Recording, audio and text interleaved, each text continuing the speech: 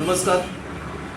मी आता कर्नाटकमधील निपाणी या ठिकाणी आहे आणि निपाणीमध्ये आमचे एक पेशंट आहेत की जे कोल्हापूरमधील आपल्या आरोग्य सेंटरला जे आले होते आणि आमचे लीडर किरण पाटील सर हे त्यांना घेऊन आले होते.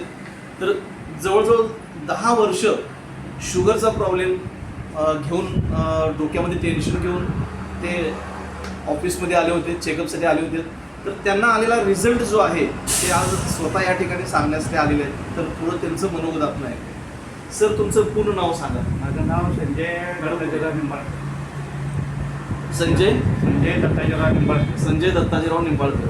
मी राहणार निपाणी. शुगरचा नेमका त्रास तुम्हाला? मला शुगरचा नेमका 2015-16 झाला. म्हणजे मानसिक स्थितीमध्ये मला जरा मानसिक त्रास झाल्यामुळे मला शुगर खूप वाढली. मला एक चांगला अंधारे कोल जायचे आणि मोठ्यावरती चक्कर मारतो.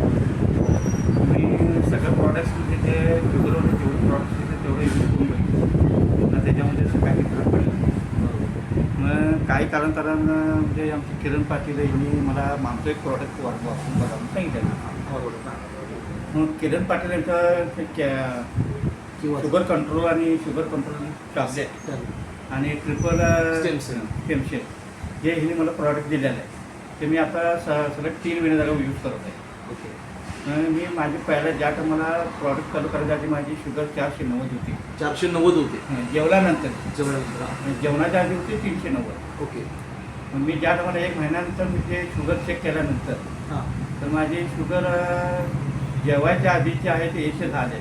110. ओके. आणि जेवणानंतर ते 220 आहे. 220. 490 वरून 220. 20 आला. जबरदस्त रिझल्ट. मग त्याच्यामुळे मला आता कुठल्या साईडमध्ये असं काय त्रास वगैरे काही टेन्शन काय होतं? आणि मेन म्हणजे मला जो चष्मा लागला होता ते 3.5 पॉईंटचा होता. ओके. ते आता मला 250 आला. 1 पॉईंट कमी झाला. कमी झालं. आणि त्याच्यामुळे आता मला क्लिअर दिसायला मी गॉगल नाही घातलं तरी मला क्लिअर. ज्यांना आता मार्केटला शुगरचा प्रॉब्लेम आहे हां, त्या लोकांना तुम्ही काय सांगू शकताय? की ज्याला कुणाला शुगर आहे त्यांनी हे केव्हाचं प्रॉडक्ट जे चालू आहे ते अतिशय चांगलं आहे. ओके. रिझल्ट बी भारी आहे. आणि ज्यांना त्रास होत असेल त्यांनी हे केव्हा प्रॉडक्शन केव्हा कंट्रोल शुगर टॅब्लेट आणि ज्यूस यांनी यूज करावं आणि त्याचा त्यांनी फायदा घेऊन आपलं आरोग्य चांगलं ठेवावं.